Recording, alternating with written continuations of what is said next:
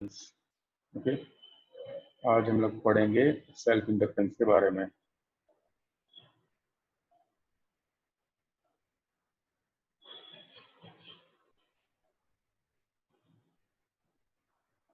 Self inductance and mutual inductance, बस इतना ही आज पढ़ना है और कुछ नहीं करना है।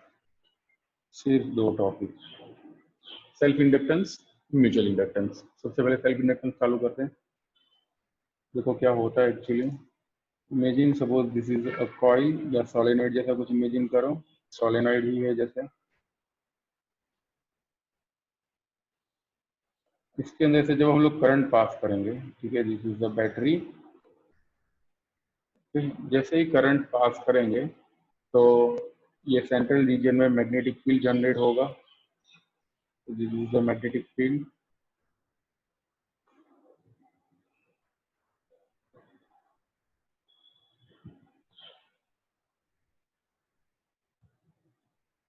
ये मैग्नेटिक फील्ड जनरेट हो रहा है। एक मिनट रुको, कौन आया?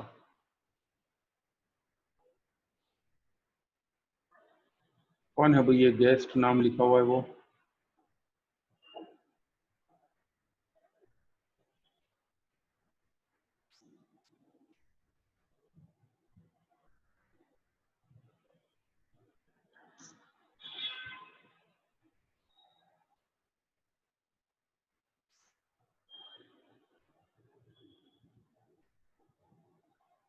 ओके, आगे बढ़ते हैं।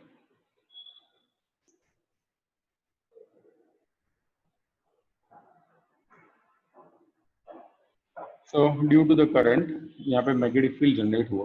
ओके, मैग्नेटिक फील्ड जनरेट होगा तो मैग्नेटिक फ्लक्स भी लिंक होगा। तो जो फ्लक्स लिंक हो रहा है कॉइल के साथ, वो है सपोज पाई। लिख रहा हूँ यहाँ पे, late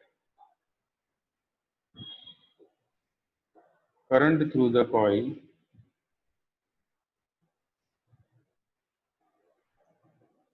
current through the coil is I। ठीक है, I जितना करंट कॉइल के अंदर से पास हो रहा है, ड्यू टू दैट जो फ्लक्स लिंक हो रहा है कॉइल के साथ, वो है suppose phi. Okay, flux linked with the coil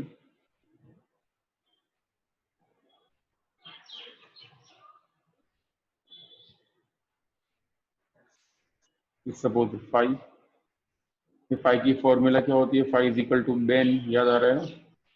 okay, तो देखो आई जितना हम लोगों ने करंट पास किया और जिसकी वजह से फ्लक्स जो लिंक हो रहा है कॉइल के साथ, इट इज फाई। फाई कुछ भी हो सकता है, ठीक है, यहाँ पे तो मैंने बेन लिखा, बाकी कुछ भी हो सकता है। सो टोटल जो, अगर मैं करंट की वैल्यू बढ़ा देता हूँ, ठीक है, if I increase the value of current, तो मैग्नेटिक फील्ड सेंट्रल रीजन में बढ़ेगा, और अगर मैग्नेटिक फील्ड बढ़ता है तो मैग्नेटिक फ्लक्स भी बढ़ेगा। तो we can say that phi is proportional to I. समझ में आया? फिर से बता रहा हूँ, अगर मैं करंट की वैल्यू को इंक्रीज करता हूँ, ठीक है, if I increase the value of current, तो देखो यहाँ पे बहुत ज्यादा करंट पास होगा कॉइल में से, करंट ज्यादा पास होगा तो मैग्नेटिक फील्ड जो होगा वो भी ज्यादा प्रोड्यूस होगा, और अगर मैग्नेटिक फील्ड ज्यादा प्रोड्यूस हो रहा है तो मैग्नेटिक फ्लक्स भी ज्यादा प्रोड्यूस होगा। तो therefore we can write phi is proportional to I. इसलिए रिमूव प्रोपोर्शनलिटी साइन, तो एक कांस्टेंट रखना पड़ेगा। मैं यहाँ पे कांस्टेंट रख देता हूँ, phi is equal to L into I. ये जो एल आया, इस एल को बोलते हैं self inductance of the coil.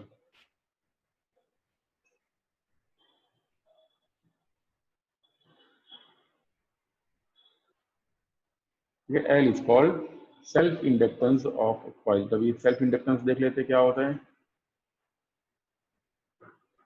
यहाँ पे। सॉरी,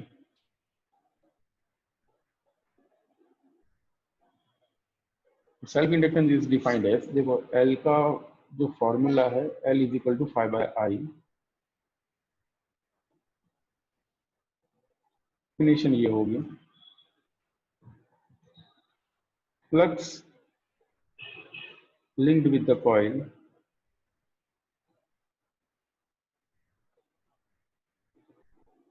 पर unit electric current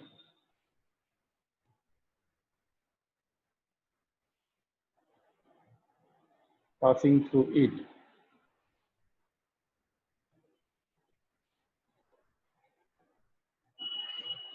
is called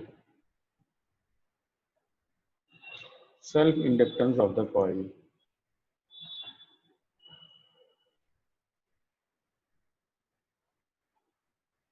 ठीक है, तो L is equal to 5 by I flux linked with the coil per unit electric current passing through it. ये जो नीचे वाला होता है ना, इसको हम लोग यूनिट बोल देते हैं। ठीक है, तो डेफिनेशन में ऐसा बन जाएगा। इसका यूनिट क्या होगा?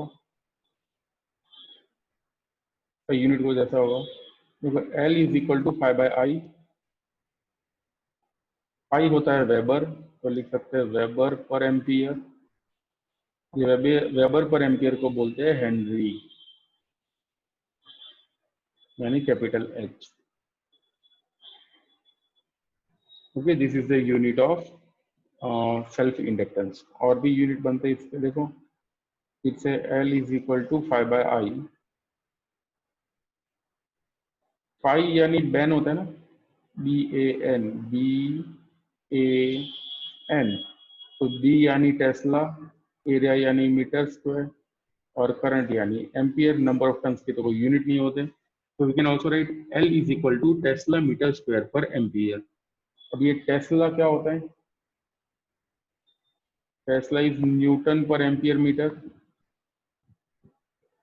ये भी बोल सकते हैं। It is newton per ampere metre into metre square by ampere. ये कट होगा, you will get a newton metre per ampere square, ये भी एक यूनिट बना। ये न्यूटन मीटर को बोलते हैं जूल, इसलिए बनेगा जूल पर एम्पियर स्क्वायर।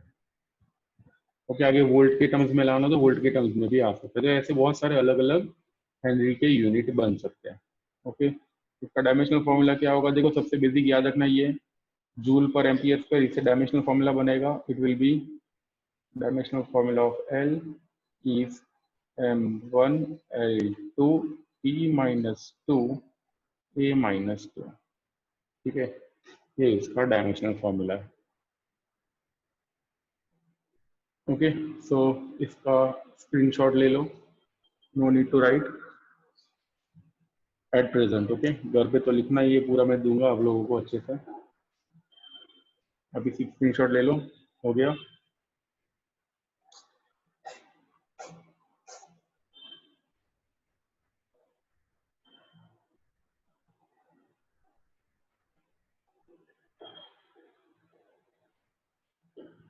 आगे देखते हैं। तो ये तो था self inductance.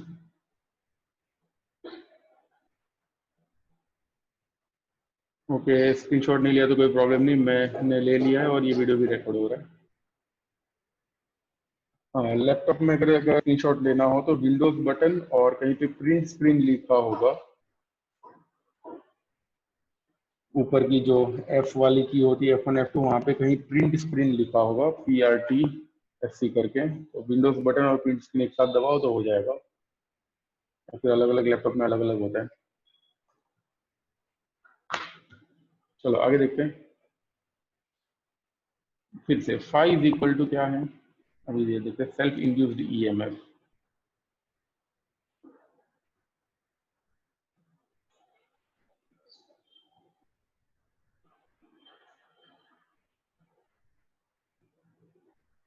Self induced EMF, देखो फाई की फॉर्मूला क्या है? Phi is equal to LI। अगर मैं दोनों side with respect to time differentiate करो तो क्या मिलेगा? Differentiating both sides with respect to time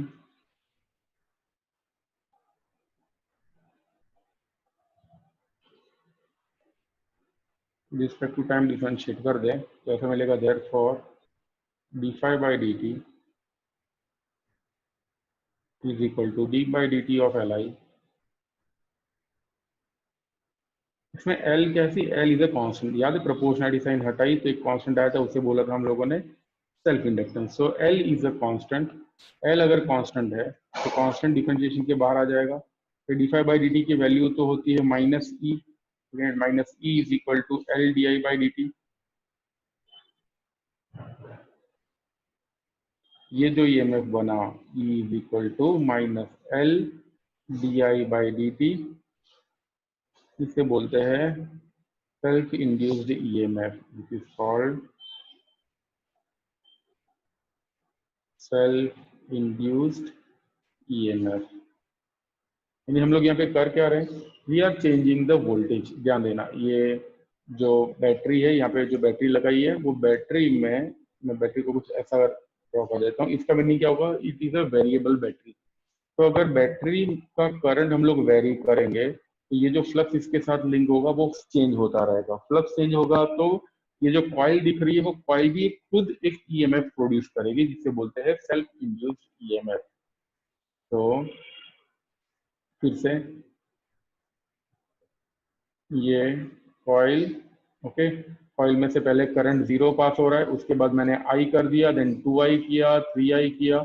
if I go on increasing the value of current, तो यहाँ पे जो मैग्नेटिक फील्ड लाइंस है वो चेंज होती रहेगी, मैग्नेटिक फ्लक्स चेंज होता रहेगा, और जैसे ही मैग्नेटिक फ्लक्स चेंज होता है, whenever magnetic flux change with time, EMF produce होता है। तो यहाँ पे ये वाली कॉइल एक EMF प्रोड्यूस करेगी, ठीक है, वो उस EMF को बोलते हैं सेल्फ इंड्यूस्ड EMF। और ऐसे इंडक्टर आपको देखने को मिल सकते हैं। वो जो पुरानी वाली ट्यूबलाइट आती थी उसमें एक चॉक करके बोलते थे, CHOKE, शायद आपको पता हो। ये CFL या LED वाली ट्यूबलाइट नहीं, बट जो पुरानी वाली ट्यूबलाइट थी उसमें चॉक करके एक बड़ा सा स्लैब आता था, ठीक है, दैट वाज एन इंडक्टर। अभी ऐसा यूज नहीं होता है, अभी पीएन जंक्शन डायोड से बना हुआ अपना एलईडी यूज होता है। तो इसे बोलते हैं सेल्फ इंड्यूस्ड ईएमएफ। अगर ईएमएफ का मैग्नीट्यूड लिखे तो ऐसा लिख सकते हैं, it will be L D I by D t.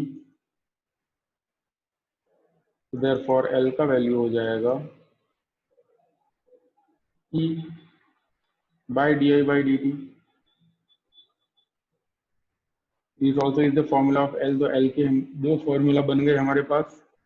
ये two formula of L, L का एक ये फॉर्मूला है और दूसरा ये भी फॉर्मूला है, this also is the formula of L. ठीक है, तो हमको दो फॉर्मूला मिल गए, L is equal to five by I, L is equal to E by D I by D t.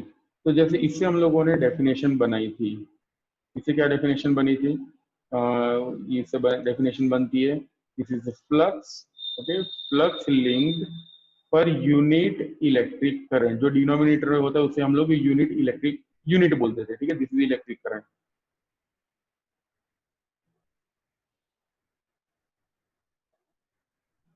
तो फ्लक्स लिंक्ड पर unit electric current is called self inductance. तो वैसे ही सेल्फ इंडक्टेंस का एक दूसरा फॉर्मूला भी बनेगा, सॉरी दूसरा डेफिनेशन भी बनेगा।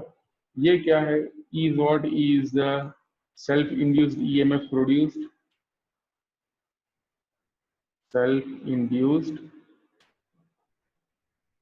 EMF produced.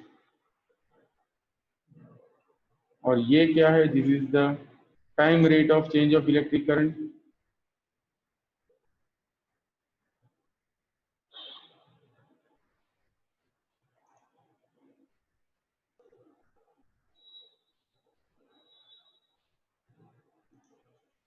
तो डेफिनेशन कुछ ऐसी बन जाएगी, therefore we can write self induced EMF produced, ध्यान से सुनना, self induced EMF produced per unit time rate of change of electric current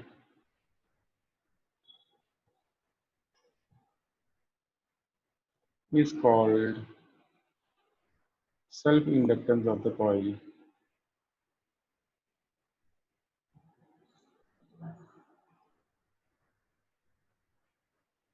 यहाँ पे दो डेफिनेशन है, दोनों डेफिनेशन याद रखनी। कभी कभी ऐसा भी क्वेश्चन पूछ लेते हैं that write the two definition of a self inductance of a coil। तो दो डेफिनेशन जब भी लिखे तो सिर्फ डेफिनेशन ही मत लिखना, ये फॉर्मूला भी लिख लेना, बिकॉज फॉर्मूला जैसे ही लिखोगे तो पता चल जाएगा कि आपकी डेफिनेशन क्लियर होगी, ठीक है, आपका कॉन्सेप्ट क्लियर है। तो whenever you write definition, along with that also write the equations। तो एक डेफिनेशन ये वाली है, this is the definition, flux linked with the coil for unit electric current passing through the coil is called self inductance। और दूसरी definition ये वाली है, self induced BMF produced per unit time rate of change of electric current। Okay, तो इसका भी screenshot ले लो, मैं भी ले रहा हूँ, मैं सेंड कर दूंगा।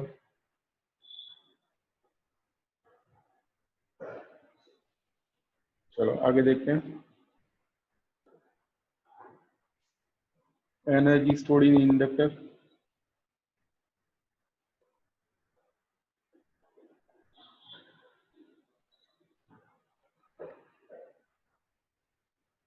yes we can write I is equal to Q by T।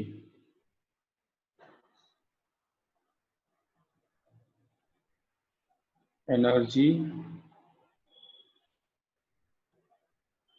stored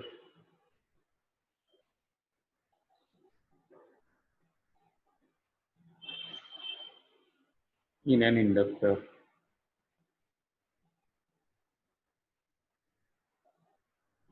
ये देखेंगे कि इंडक्टर के अंदर एनर्जी कितनी स्टोर होती है, यानी इलेक्ट्रिक एनर्जी। ओके, याद करो जैसे कैपेसिटर में, like this is a capacitor, capacitor की दो प्लेट्स के बीच में हम लोग ऐसा वोल्टेज लगा देते थे, eight that time the energy was stored in the form of electric field. ठीक है, इलेक्ट्रिक फील्ड में एनर्जी स्टोर हो जाती थी। ओके, और वो इलेक्ट्रिक फील्ड जितना ज्यादा उतनी एनर्जी ज्यादा होती थी। उसका इक्वेशन क्या था, U is equal to this Q square by 2C, या फिर हाफ CV स्क्वायर। याद आ रहा है, this is the energy stored inside capacitor, और ये इलेक्ट्रिक फील्ड के फॉर्म में एनर्जी स्टोर होती है।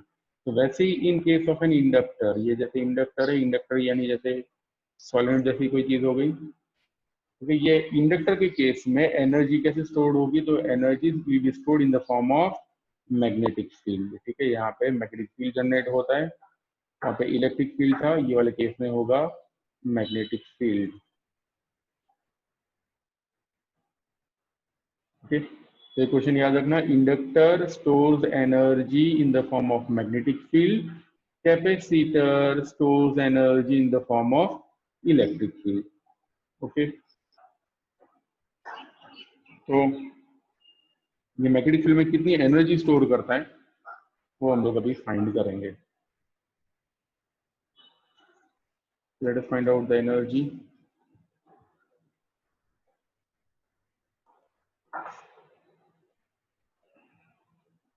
अभी याद करो पावर का इक्वेशन, इलेक्ट्रिक पावर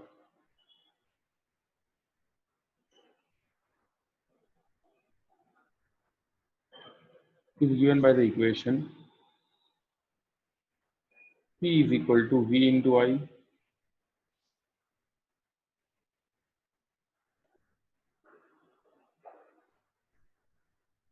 ओके, पहले वाले केस में कैसे इलेक्ट्रिक फील्ड प्रोड्यूस हुई वो क्वेश्चन है। अब देखो जैसे ही कैपेसिटर की दो प्लेट्स को अगर हम लोग कनेक्ट कर देते हैं बैटरी के साथ, ठीक है, ये याद रखना this is a battery, battery के साथ कनेक्ट करेंगे तो ये वाला टर्मिनल हो जाएगा पॉजिटिव, ये वाला टर्मिनल हो जाएगा negative. Okay, so this positive and negative की वजह से ये वाले रीजन में इलेक्ट्रिक फील्ड जनरेट होगा, और उस इलेक्ट्रिक फील्ड में एनर्जी स्टोर हो जाएगी। ओके, और एनर्जी कैसे स्टोर होती थी बताया था ना मैंने, दिस नॉन पोलर मॉलिक्यूल, जब अंदर जाएगा तो वो पोलर हो जाएगा, यानी डिस्टेंस जो है दोनों के बीच में बढ़ जाएगा। ठीक है, in that way it stores energy. So let's proceed further। Power is equal to voltage into current, E is equal to VI। Power is also the time rate of doing work।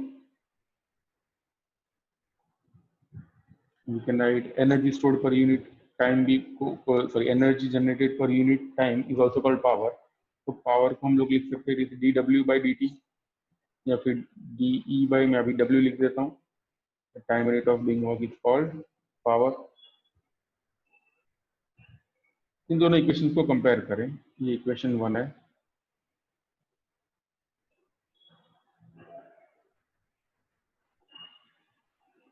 Equation 2 है। देखो magnetic field में exactly energy store नहीं होगी, but due to the change in magnetic field energy produce होगी।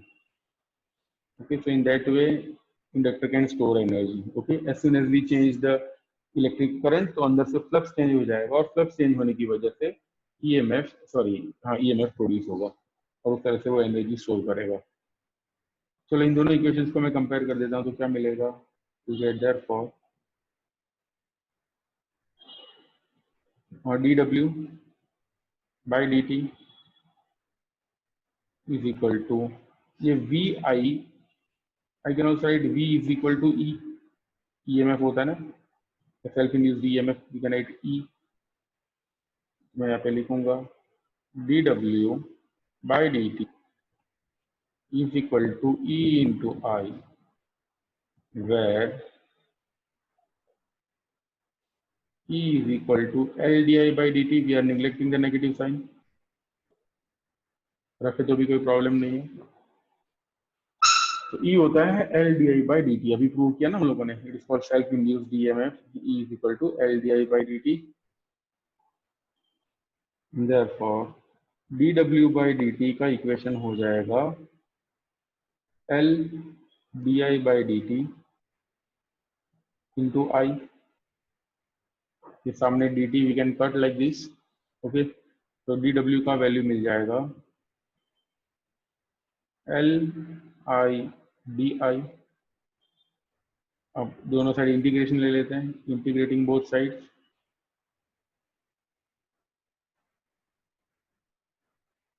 Integrating both sides, integration dw is equal to integration LI di। Current की limit कहाँ से कहाँ तक है, 0 पहले और बाद में मान लो करंट हो जाता है I, और वर्क तो 0 से W ही लेते हैं हम लोग। You can also write W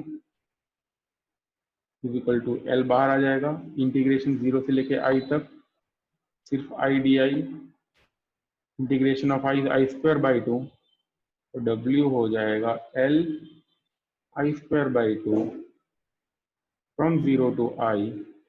finally हमें आंसर मिलेगा U is equal to half LI square,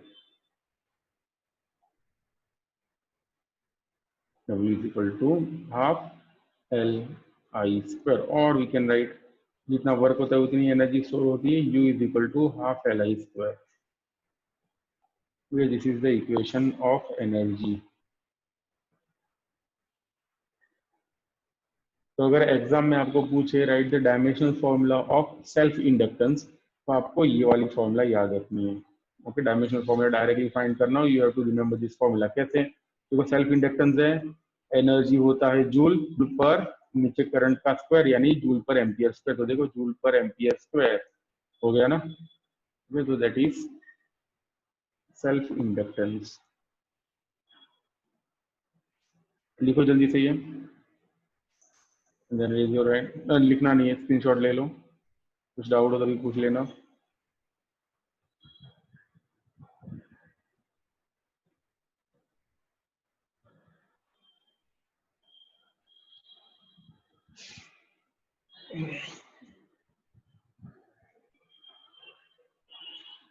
ये था energy stored in an inductor. अब देखते हैं energy density.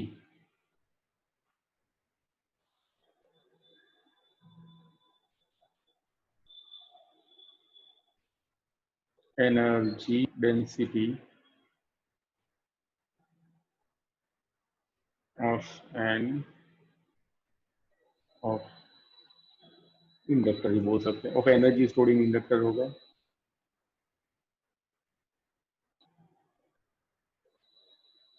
Energy density of inductor,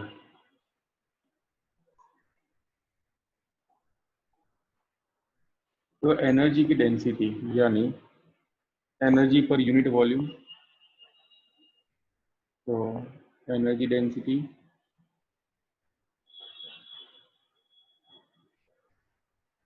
is indicated as rho B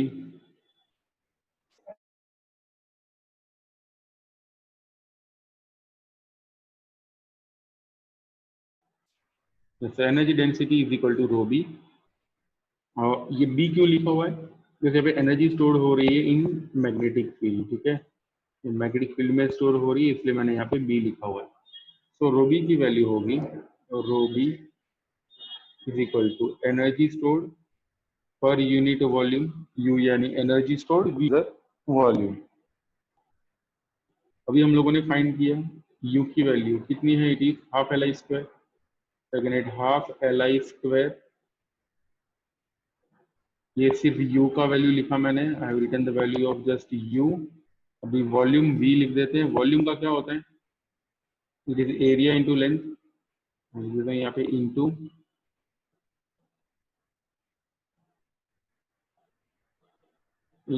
1 by volume यानी area into length, area of section into L. Area of cross section किसका? ये जो inductor जिसमें हम लोगों ने एनर्जी स्टोर की है, दिस इज एन इंडक्टर,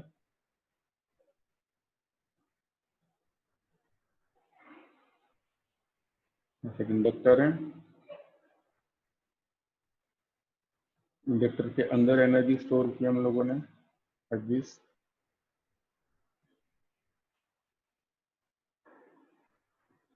तो इंडक्टर का ये वाला जो एरिया होगा, दिस वन, ये क्रॉस सेक्शन एरिया यानी ए। ओके, और एल क्या होगा? L is the total length of the inductor, L यानी लेंथ एल, और इतना area of cross section is A. Okay, that will be the total volume of the inductor. अब देखो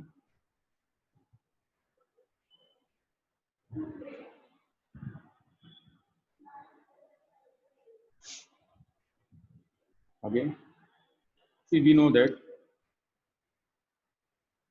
the value of magnetic field inside a solenoid B is equal to Munni होती है, B is equal to mu 0 n I।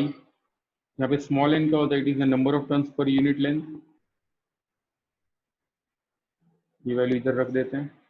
तो B is equal to हो जाएगा मुन्नी, मुन्नी में mu 0 capital N I by L। Okay, this is the value of B। इसमें मैं I की वैल्यू फर्दर लिख देता हूँ। I इज इक्वल टू कितना होगा? It will B BL bye mu 0 N।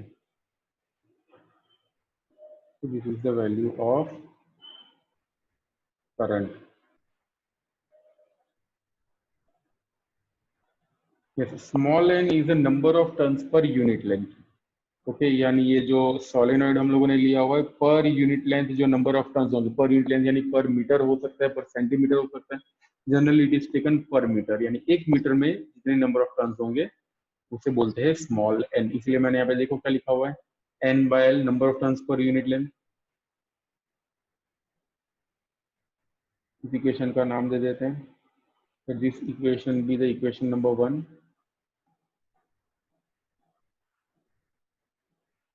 ये इक्वेशन को 2 बोल देते हैं। आगे भी इक्वेशन है थोड़ा बहुत।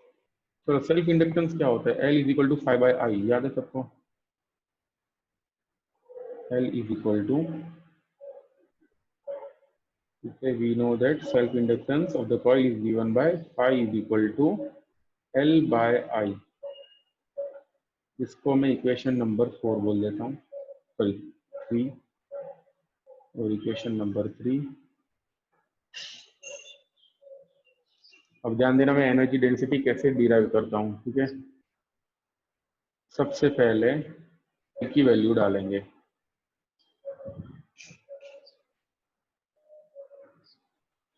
ध्यान देना, at first we have to keep the value of L, उसके बाद रखो आई की वैल्यू, फिर से एल की वैल्यू रखो और आई की वैल्यू रखो। पहले आई की वैल्यू मत रखना, ठीक है, पहले एल की वैल्यू रखनी है।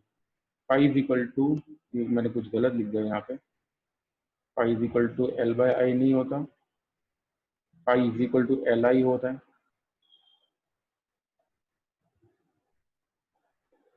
L is equal to 5/I होगा।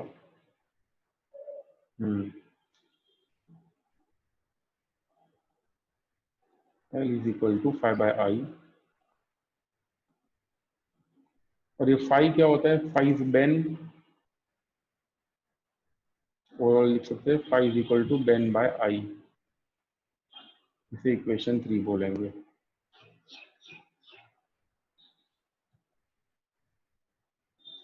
Equation number 3। तो सबसे पहले एल की वैल्यू रखते हैं, उसके बाद आई की वैल्यू, ठीक है। तो putting the value of equation 3 in equation 1, पहले 3 इन 1 करेंगे। 3 इन 1 का मीनिंग क्या होगा, ये है 3, ये है 1, ओके। यहाँ पे कौन है, एल, एल की जगह ये वाला इक्वेशन डाल देते हैं, बेन बाय आई। तो अगर एल की जगह बेन बाय आई रखे तो क्या मिलेगा, rho B is equal to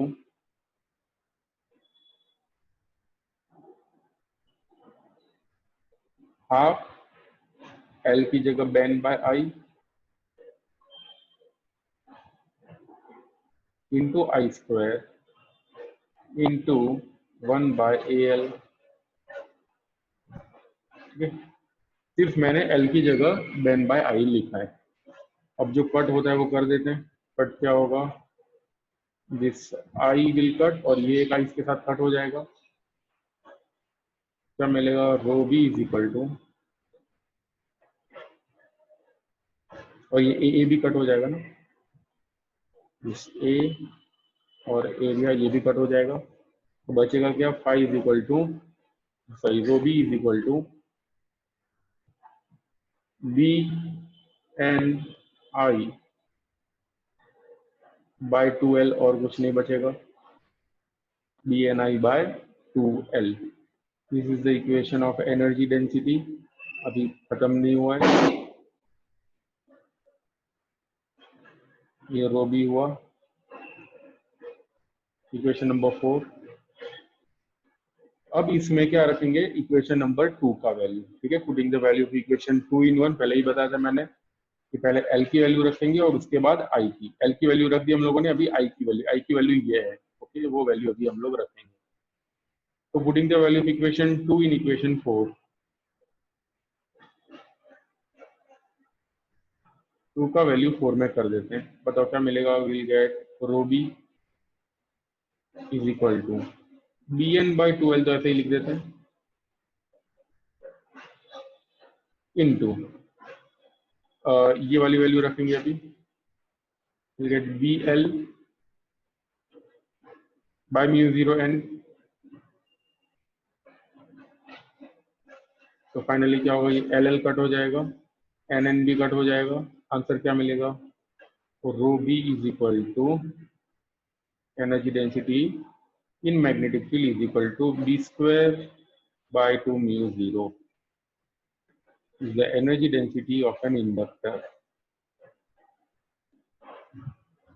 जल्दी से स्क्रीनशॉट ले लो इसका, और ये इक्वेशन बहुत इंपॉर्टेंट है, डेरिवेशन इतना इंपॉर्टेंट नहीं है, डेरिवेशन समझ लो, मान लो 60% इंपॉर्टेंट, और ये रो बी जो है वो 100% इंपॉर्टेंट है। एमसीक्यू में या फिर थियरी में या फिर न्यूमेरिकल में, कहीं भी ये एग्जाम में आएगा, बिकॉज इसके बेसिस पे आगे के चैप्टर्स में भी थोड़े बहुत कॉन्सेप्ट्स है।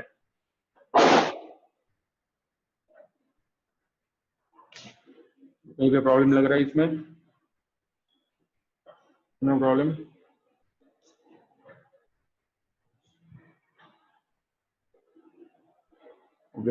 एनर्जी डेंसिटी, तो आज अभी मैंने खत्म किया ये 4 स्लाइड्स में।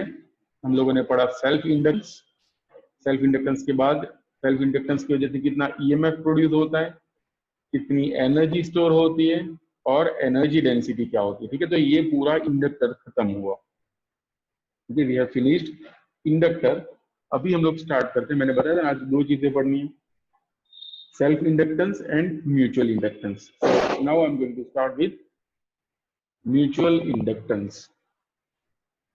स्टार्ट करते हैं mutual inductance.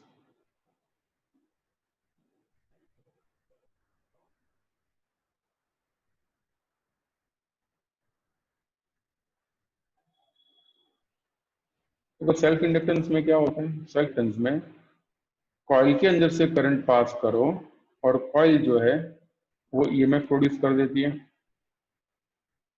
Coil produces EMF.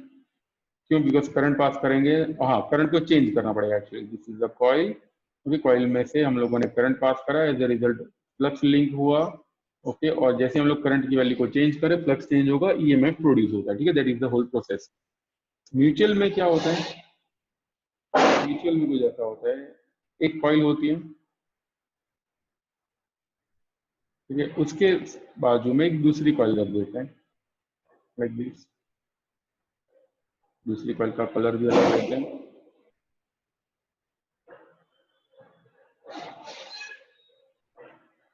These are the two coils।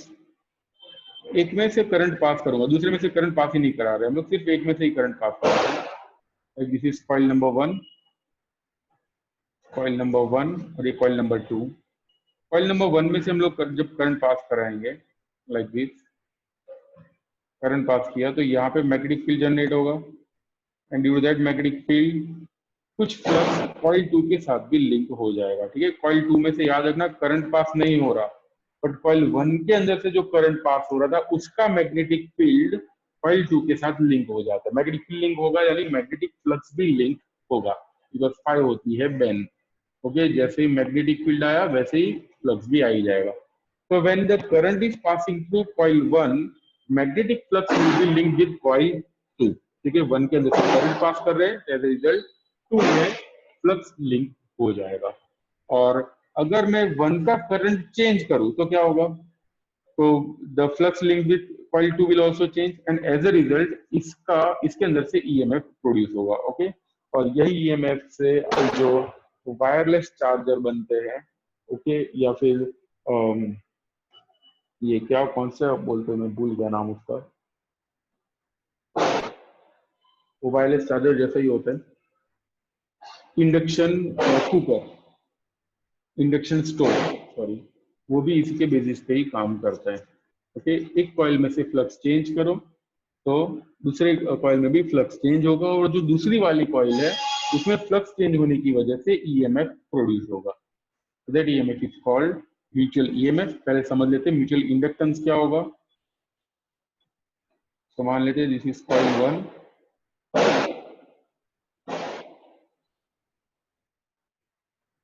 और ये है कॉइल 2।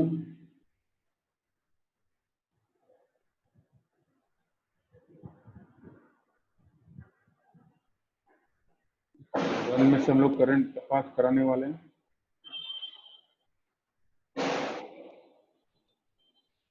इसको हम लोगों ने बैटरी के साथ कनेक्ट किया हुआ है। ऐसा इसका मीनिंग क्या होगा? It is a variable battery. और सेकंड वाली जो कॉइल है उसको जस्ट हम लोगों ने कनेक्ट किया हुआ है विथ गैल्वेनोमीटर, जो बता दे कि भाई ईएमएफ प्रोड्यूस हो रहा है। अब क्या करेंगे, देखो पहली वाली कॉइल में से करंट पास होगा, पहली वाली कॉइल यानी दिस इज कॉइल 1, और ये कॉइल नंबर 2। कॉइल 1 में से करंट पास करा है मैंने, let the current is suppose I1। Due to that magnetic field produce होगा, और मैग्नेटिक फ्लक्स भी प्रोड्यूस होगा, और इसके साथ थोड़ा बहुत लिंक हो जाएगा। सारा का सारा लिंक नहीं होगा, it will depend on the position, ये सेकंड वाली कॉइल कैसे रखी है। ओके, सेकंड वाली कॉइल का ओरिएंटेशन कैसा है उस पर भी डिपेंड करेगा। ज्यादा नजदीक रखो तो ज्यादा फ्लक्स लिंक होगा, दूर रखो तो कम होगा। और ऐसी भी पोजीशन होती है ऊपर की तरफ, कॉइल को जैसे बहुत ही दूर रख देते हैं, लाइक दिस। अगर ये वाली कॉइल को मैं इधर रख देता हूँ तो बिल्कुल भी फ्लक्स लिंक नहीं होगा, नजदीक रख देंगे तो बहुत सारा फ्लक्स लिंक होगा, दूर रख देंगे तो बहुत ही कम होगा। तो डिपेंड्स ऑन द सिचुएशन, नीचे रखोगे तो बिल्कुल भी नहीं होगा। तो depending on the situation second वाली कॉइल में फ्लक्स लिंक होता है। तो वी कैन से ये जो फ्लक्स लिंक हो रहा है सेकंड कॉइल में, let that flux is suppose phi2।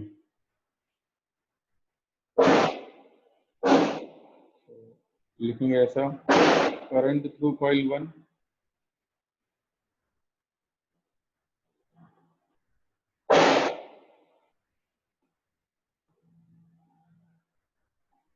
is equal to I1, and flux linked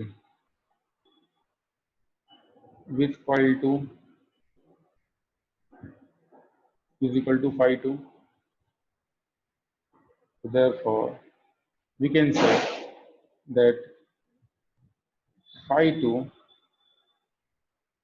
flux linked in coil 2 is dependent on current passing through coil 1. मान लो ये वाला करंट बहुत ज्यादा हो, ठीक है, ये वाला करंट हम लोग बढ़ा देते कॉइल 1 में तो ज्यादा फ्लक्स लिंक होगा, कम करंट पास करे तो कम होगा। तो we can say flux linked in coil 2 के अंदर जो फ्लक्स लिंक होने वाला है वो डिपेंड करता है कॉइल 1 में से कितना करंट पास हो रहा है उस पे। अच्छा से लिख देते हैं phi 2 is proportional to I।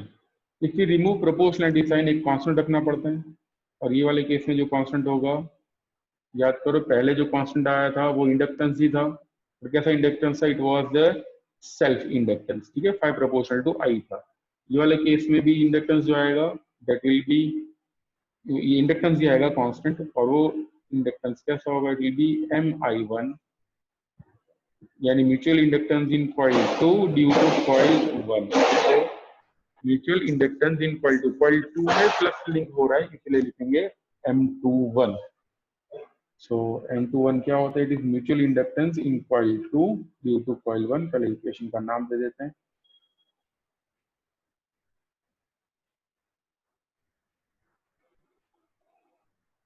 Equation number 1,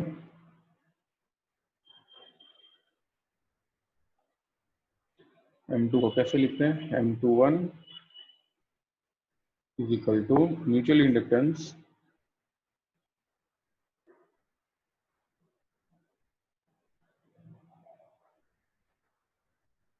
in coil 2 due to coil 1, ठीक है। तो M21 is mutual inductance in coil 2 due to coil 1, ये उसकी डेफिनेशन नहीं है, ये इसका सिंबल है, ठीक है। M21 is the symbol. अभी डेफिनेशन देखते हैं, डेफिनेशन के लिए ये फॉर्मूला यूज करना है, कैसे होगा, M21 is equal to phi 2 by I1, so we can define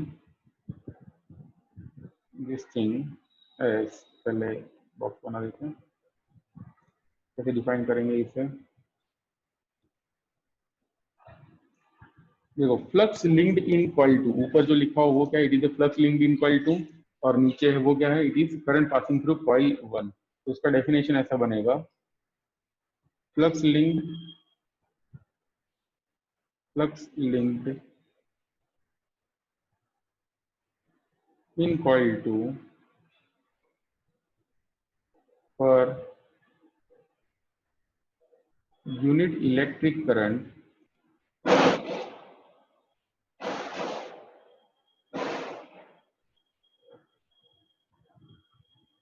passing in coil 1 is called, सिर्फ म्यूचुअल इंडक्टेंस नहीं लिखना है, पूरा लिखना पड़ेगा, इज कॉल्ड म्यूचुअल इंडक्टेंस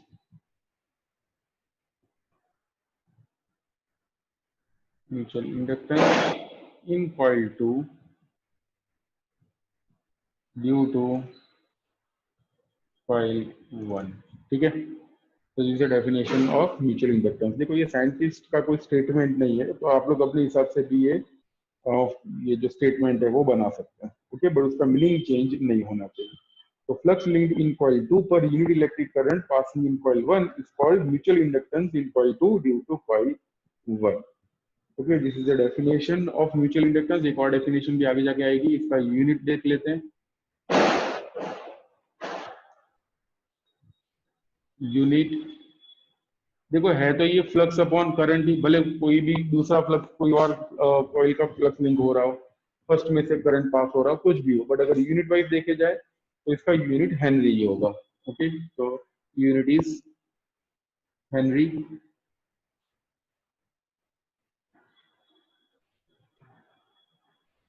और याद रखना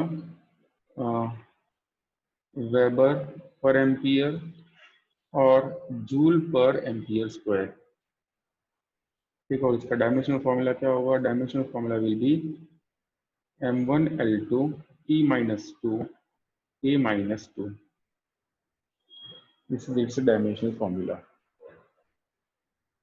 so ले लो इसका स्क्रीनशॉट भी, ये था म्यूचुअल इंडक्टेंस।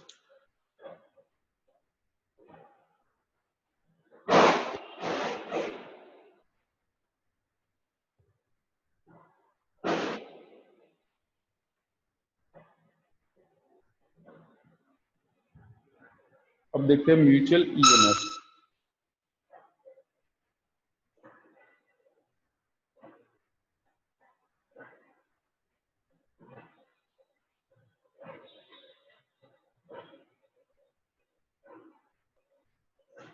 म्यूचुअल ईएमएफ देखो इक्वेशन क्या है यहाँ पे, m21 is equal to five two by one. देखो पहले ये देखते हैं कि हम लोगों ने सेल्फ इंड्यूस्ड ईएमएफ कैसे फाइंड किया था। तो सबसे पहले इक्वेशन लिखा फ्लक्स का, उसको फिर उसको डिफरेंशिएट कर दिया, ठीक है ना, डिफरेंशिएट किया। तो फ्लक्स का इक्वेशन लिखो और उसको डिफरेंशिएट कर दो, तो हमको ईएमएफ का इक्वेशन मिल जाएगा। तो वैसे यहाँ पे भी फ्लक्स का इक्वेशन देख लेते हैं पहले। क्या है फ्लक्स का इक्वेशन? है five two is equal to m21 I1। मैं तो लिखूंगा we know that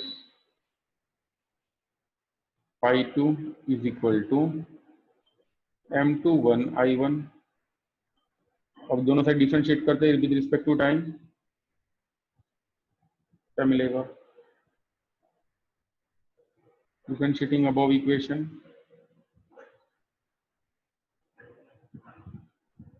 with respect to time, so we will get d phi 2 by dt is equal to d by dt of m21 I1। अब ये m21 है mutual independence in coil 2 due to 1, उसको वो constant है बाहर निकाल देंगे, will get d phi 2 by dt is equal to m21 di1 by dt। d phi 2 by dt को बोलते हैं ईएमएफ, ठीक है ना। पहले लिख देता हूँ d phi 2 by dt क्या होता है, it is EMF minus E2। so therefore minus E2 is equal to, we can say, m21 di1 by dt, या फिर उसका मैग्नीट्यूड अगर लिखते हैं, magnitude of E2 is equal to m21 di1 by dt। तो एक कॉइल में से करंट अगर चेंज हो रहा हो तो दूसरी कॉइल में ईएमएफ जो प्रोड्यूस होगा वो इतना m2 E2 is equal to m21 di1 by dt। Okay, इसे बोलते हैं सेल्फ, सॉरी इसको बोलते हैं mutual EMF.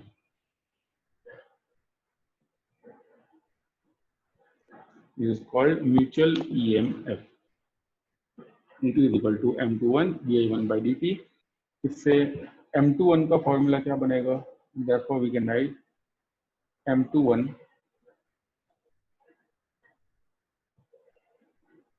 is equal to E by di1 by dt, sorry गलत हो गया, E2 लिखना पड़ेगा, E2 by di1 by dt।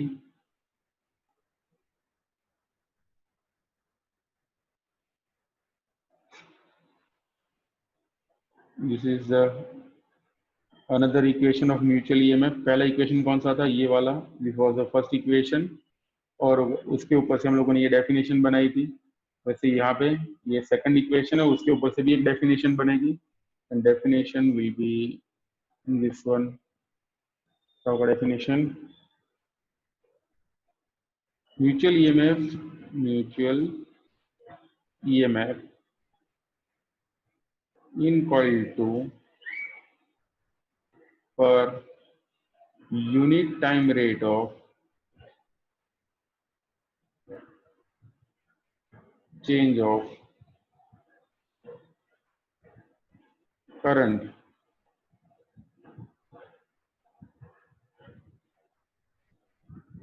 in coil 1 is called, फिर आपको लिखना है mutual inductance in coil 2 due to coil 1। Mutual EMF, इसके आगे थियरी नहीं है, इसके आगे ये थियरी है, दैट इज रेसिप्रोसिटी थ्योरम। ये आपकी कैपेसिटी हो तो मैं आगे पढ़ाऊं, नींद तो नहीं आ रही ना किसी को, क्योंकि ये सारे थियोरेटिकल टॉपिक्स है। कैपेसिटी है आगे पढ़ने की, वोटिंग करते हैं। बताओ भाई जल्दी से चैट सेक्शन में, यस या नो। यस यानी आगे पढ़ूंगा, नो यानी खत्म। सो तो नहीं गए ना, कोई रिप्लाई भी नहीं था।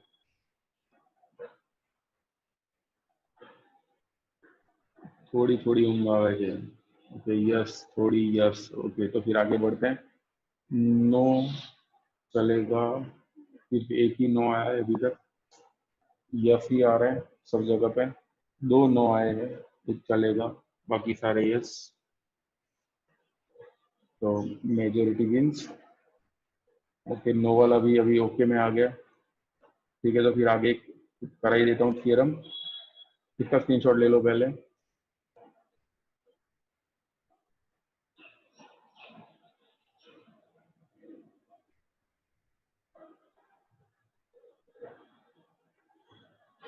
सो एक और थियरी, रेसिप्रोसिटी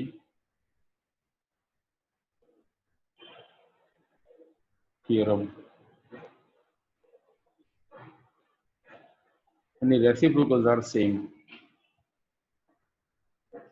कौन से reciprocals?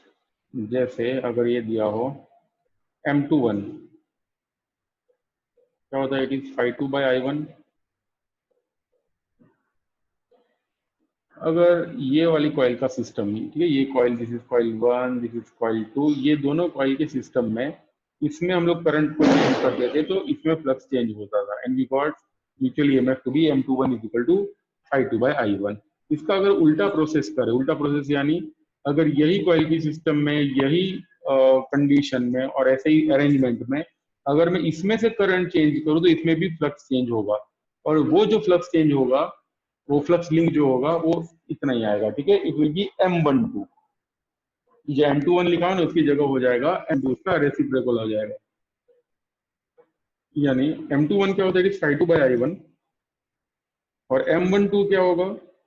It will B phi1/I2। और ये दोनों हमेशा सेम होते हैं।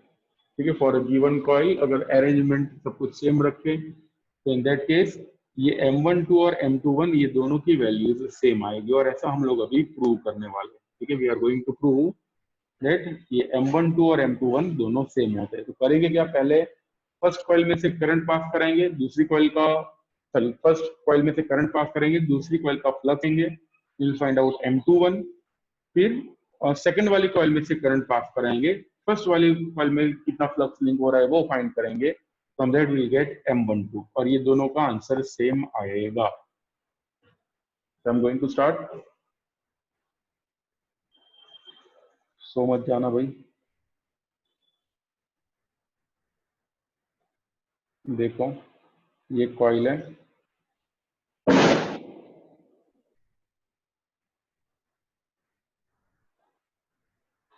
सोलेनॉइड, उसके अंदर एक दूसरी कॉइल रख देते हैं।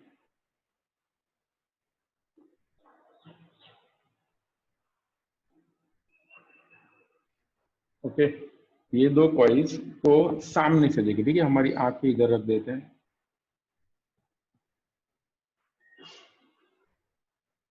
और आईज आर हियर। ये 3D बनाने को ट्राई कर रहा हूँ मैं। हमारी आंख हम लोग यहाँ पे रख देते हैं, अगर हमको क्या दिखाई देगा? We are able to see two circles. हमको सिर्फ दो सर्कल्स ही दिखाई देंगे, स्प्रिंग जैसा स्ट्रक्चर नहीं दिखाई देगा। We are able to see two circles, एक अंदर वाला ब्लू कलर का सर्कल, थोड़ा बोल्ड बना रहा हूँ, अरे ब्लू नहीं बना, एक ब्लू वाला सर्कल और उसके बाहर की तरफ ब्लैक वाला सर्कल। ठीक है, तो there are two circles, black and blue. तो सबसे पहले क्या करेंगे? बाहर की तरफ करंट को पास कराएंगे, एंड वी फाइंड आउट कि अंदर की तरफ कितना फ्लक्स लिंक हो रहा है। ओके, फिर सेकेंड केस में उसका उल्टा करने वाले हैं। चलो, बाहर करंट पास हो रहा है, मान लो I1। Due to that central region में जो फ्लक्स लिंक हो रहा है दैट इज phi2। तो mutual inductance in coil 2 due to coil 1 कितना होगा? लाइन ड्रॉ कर देते हैं।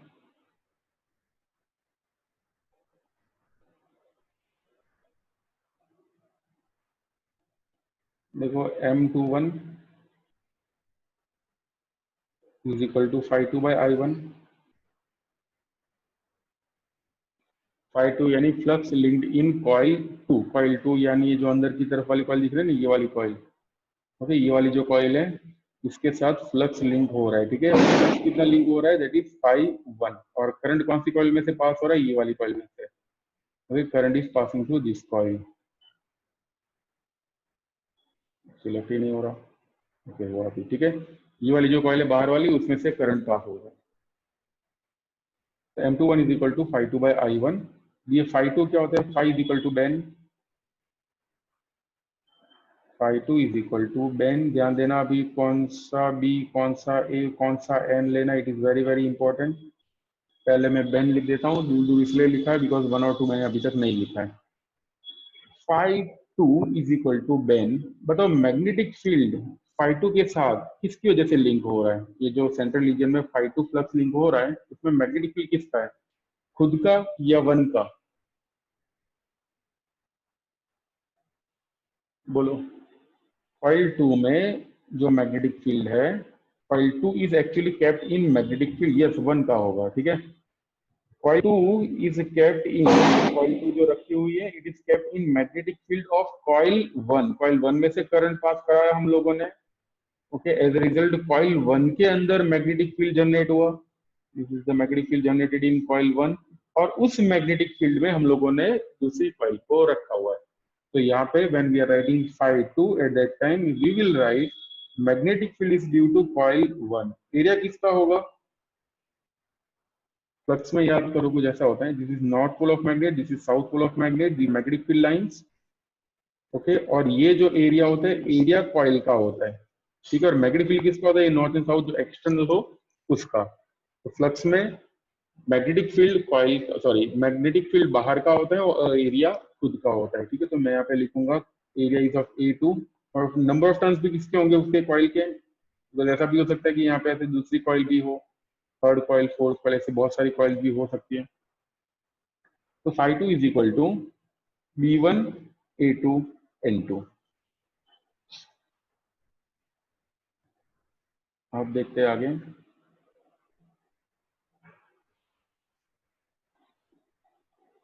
B1 इज इक्वल टू मुन्नी, बट B1 की वैल्यू क्या होती थी, मुन्नी। B1 इज इक्वल टू मुन्नी, न्यू जीरो, एन आई, इसमें एन किसका होगा, 1 का, और करंट भी होगा 1 का,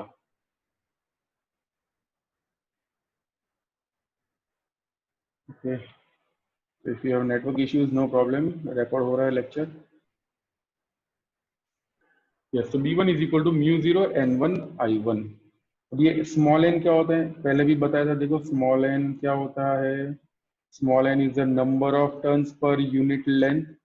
यहाँ पे भी वही होगा, number of turns per unit length, but किसके नंबर ऑफ टर्न्स होंगे, इट विल बी 1 के। Number of turns N1 by L, L दोनों का सेम मान लेते हैं, ठीक है। Both the coils are having same length, because ये दोनों एक दूसरे के अंदर they are opposite and are having same length. So N1 is equal to N1 by L। तो सबसे पहले B1 का एक इक्वेशन लिख देते हैं, ये सबकी इक्वेशन नाम दे देते, नहीं तो प्रॉब्लम होगा। मैं तो कहीं ना कहीं वैल्यूज रखता जाऊंगा, आप लोगों को पता नहीं चलेगा। ये इक्वेशन नंबर 1 है, ये क्वेश्चन नंबर 2,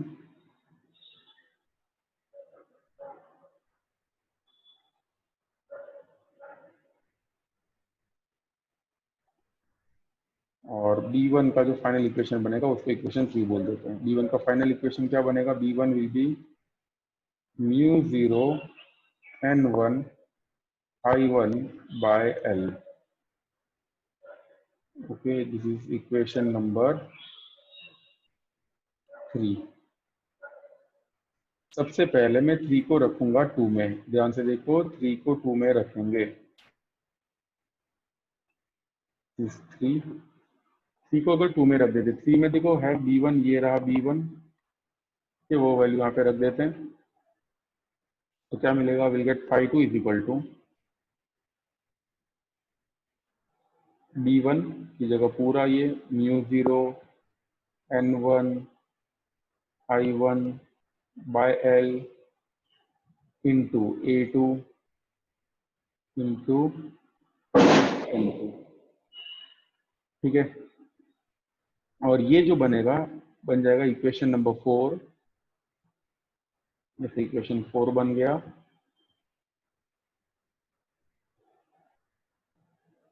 और ये 4 को हम लोग रखने वाले इक्वेशन 1 में। तो फाई 2 की वैल्यू आ गई ना, फाई 2 की value, we are going to keep the value of phi 2 over here. ये फाई 2 को ऊपर रख देते हैं, तो वहां पे अगर रख देते हैं तो क्या मिलेगा, will get M21, M21 will be, पूरा फाई 2 लिख रहा हूँ पहले, mu 0 N1 I1 A2 N2 bye L। ये सिर्फ मैंने फाई 2 लिखा, अभी I1 लिखूंगा, दिस I1, ये दोनों कट हो जाएंगे। तो M21 का वैल्यू क्या मिलेगा, will get M21 is equal to mu 0 N1 N2 mu 0 N1 N2 A2 by L। यहाँ तक समझ में आ गया। Mutual inductance in coil 2 due to coil 1। हमको लास्ट में याद रखना क्या प्रूव करना है, वी हैव टू प्रूव। हम लोग एक मिशन लिख ले अभी, हमारा मिशन क्या है, ये तो सिर्फ हम लोगों ने M21 फाइंड किया। रेसिप्रोसिटी थ्योरम ये कहता है M21 is equal to M12, ठीक है। तो हम लोगों ने अभी M21 डिराइव किया है, वैसे ही हम लोग डिराइव करेंगे M12, ठीक है। M21 डिराइव किया, now let's derive M12।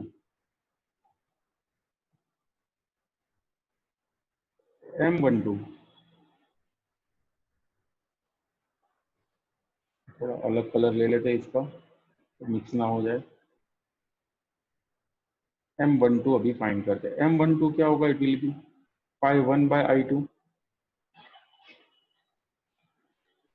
But जैसे इसमें किया था वैसे ही स्टेप्स यहाँ पे फॉलो करने, बट थोड़ा सा अलग होगा। फाई 1 की वैल्यू कितनी होगी, it will B D1, sorry flux. अभी सी ये जो केस है M12, उसमें हम लोगों ने क्या किया हुआ है, ये जो केस है ना ये वाला, दिस वन, इसको हम लोगों ने रिवर्स कर दिया।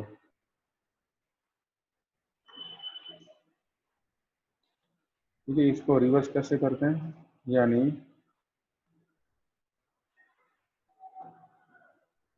This is a central coil, इसमें कोई चेंज नहीं है। ओके, ये बाहर वाली कॉइल, इसमें भी कोई चेंज नहीं है, बट चेंज ये होगा कि पहले बाहर से करंट पास करा देते और फ्लक्स फाइंड करते थे। अभी क्या करने वाले, अंदर से करंट पास कराएंगे I1, और बाहर कुछ फ्लक्स लिंक होगा,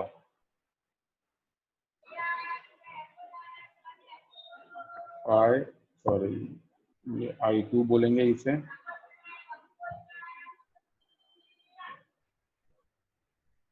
I2, और उसकी वजह से बाहर की कॉइल में फ्लक्स लिंक होगा, दैट इज फाई 1। ओके, सब होगा ये कि जब अंदर से करंट पास करेंगे, ध्यान देना अभी इसमें थोड़ा प्रॉब्लम ये हो जाता है। Now the current is passing through this blue coil. Okay, ये वाली जो कॉइल दिख रही है, ये कॉइल में से करंट पास हो रहा है। ओके, इसमें से करंट पास हो रहा है, तो इसकी वजह से जो मैग्नेटिक फील्ड प्रोड्यूस होगा, वो मैग्नेटिक फील्ड कहाँ पे रहेगा, तो ये जो ब्लू कलर की दिख रही है उसके अंदर ही रहेगा, उसके बाहर मैग्नेटिक फील्ड नहीं आएगा। तो मैग्नेटिक फील्ड ऐसा होगा कुछ, these are the magnetic field lines, और सिर्फ कॉइल 2 के साथ ही रहेगी। और ये मैग्नेटिक फील्ड लाइंस जो भी एरिया में होगी, वो एरिया किसका होगा, that area will be of itself, because बाकी रीजन में कहीं होगा ही नहीं। तो when I am writing phi 1, okay, इसके साथ जो फ्लक्स लिंक हो रहा है वो किसकी वजह से हो रहा है, चलो मैग्नेटिक फील्ड है 2 का, उसमें कोई प्रॉब्लम नहीं है, मैग्नेटिक फील्ड है 2 का, मैग्नेटिक फील्ड ऑफ 2, पहले बेन लिख देते पूरा, B A N, number of turns तो 1 के ही होते हैं, ये 2 का होगा, अब देखो यहाँ पे ये 2 था, ये लॉजिक समझ लेना, तो इसको कभी प्रॉब्लम नहीं होगा। ये 2 तो एरिया भी 2 था, ठीक है, ये ध्यान देना, एरिया 2 फ्लक्स 2। ओके, बट ये वाले केस में ऐसा नहीं होगा। क्यों नहीं होगा? बिकॉज ये अंदर की तरफ जब करंट पास हो रहा हो, यहाँ पे बताता हूँ। सी, this is current I1। I1 की वजह से जो मैग्नेटिक फील्ड जनरेट होगा वो कुछ इस रीजन में होगा। मैं मैग्नेटिक फील्ड बता रहा हूँ, अंदर की तरफ होगा, like this is the magnetic field.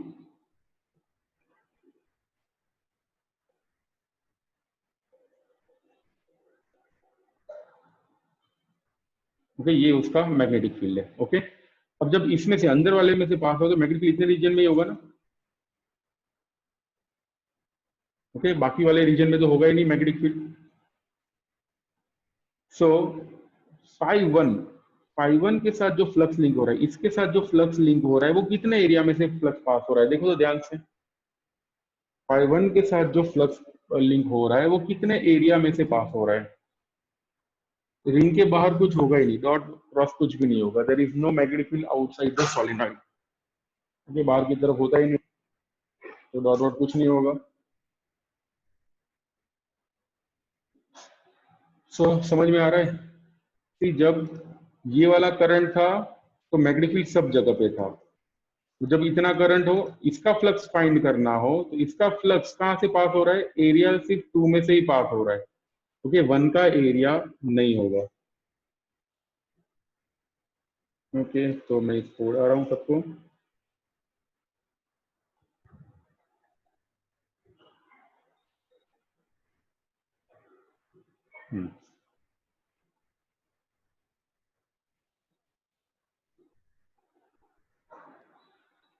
Okay, तो यहाँ पे फाइव वन में क्या होगा? It will B A2, it will B A2। बहुत इंपॉर्टेंट पॉइंट है ये वाला, मत जाना, यहीं पे सब मिस्टेक कर देते हैं। इट विल बी A2, बस यहाँ पे फाइव टू था तो A2 लिखा था, तो यहाँ पे फाइव वन की जगह सब लोग यहाँ पे A1 लिख देते, बट ऐसा नहीं होगा। ये वाले केस में ऐसा नहीं होगा। A2 को मैं ऐसे ही रखता हूँ। चलो अभी डेरिवेशन हो जाएगा फटाफट। चलो B2 की वैल्यू क्या होगी? B2 is equal to Munni, जैसे पहले लिखा था वैसे ही। B2 इज इक्वल टू मुन्नी, मैं डायरेक्ट ये स्टेप से ही लिख देता हूँ, mu zero N2 I2 by L। Okay, मुन्नी में स्मॉल एन जो होता है it is number of turns per unit length, directly लिख दिया।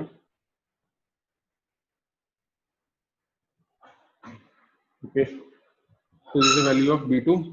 अभी ये वैल्यू कहाँ रखेंगे हम लोग? ऊपर यहीं पे, ये वैल्यू इधर रख देंगे, तो फाइव वन की वैल्यू मिलेगी, will get five one is equal to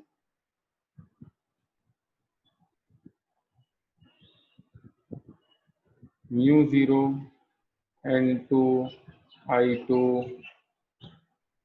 bye L into A2 N1। ये जो आ रहा है इसको इक्वेशन नंबर कुछ नाम तो देने पड़ेंगे, तो लोचे होंगे।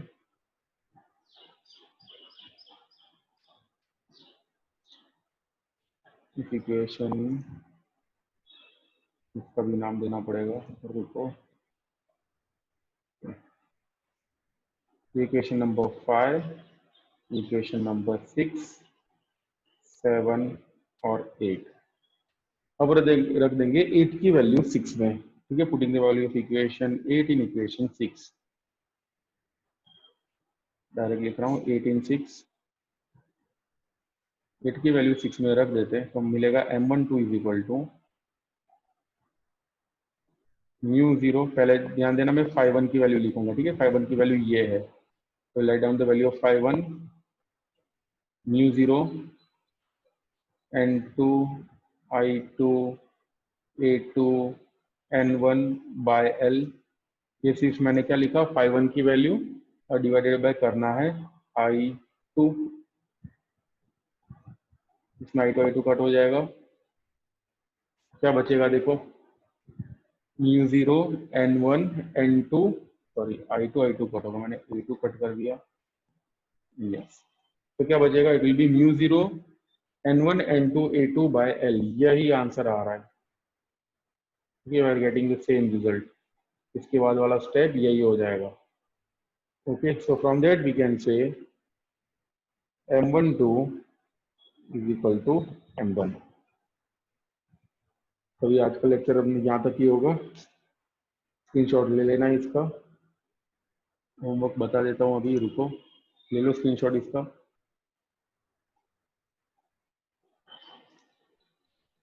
आज बहुत अच्छा खासा होमवर्क आएगा, ये सारा जो भी पढ़ा है वो इम्पोर्टेंट था।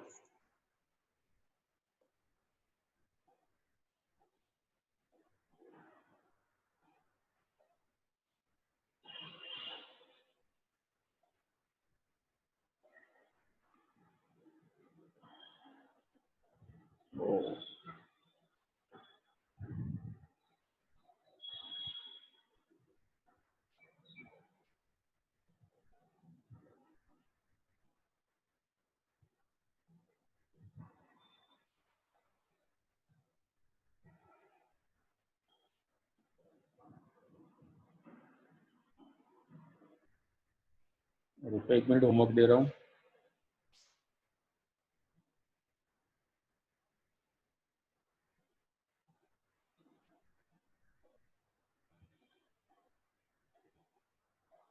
एडी करंट्स बाकी है ना अपना।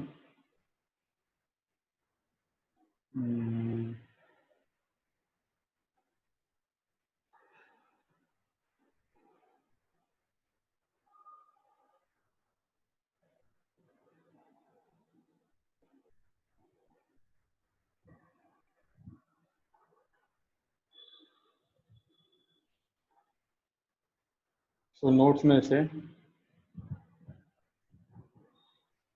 पेज नंबर पता नहीं कौन सा ये पेज नंबर है 13, ठीक है, पेज नंबर 13 से स्टार्ट करना है।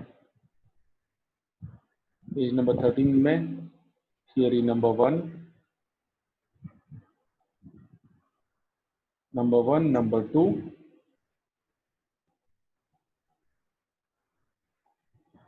then number 3,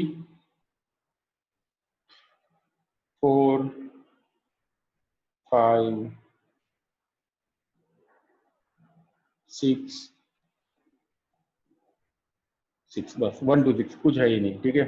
1 to 6 करना है पेज नंबर 13 से स्टार्ट करके, ठीक है। 1 2 3 4 5 6 सारा का सारा 2 टाइम्स लिखना है, ठीक है। 3 टाइम्स बोलने वाला था, लेकिन कोई बार्गेन नहीं करता, उससे पहले मैंने बता दिया, टू राइट इट 2 टाइम्स, ठीक है। सो एंड करता हूँ अभी लेक्चर, बाय।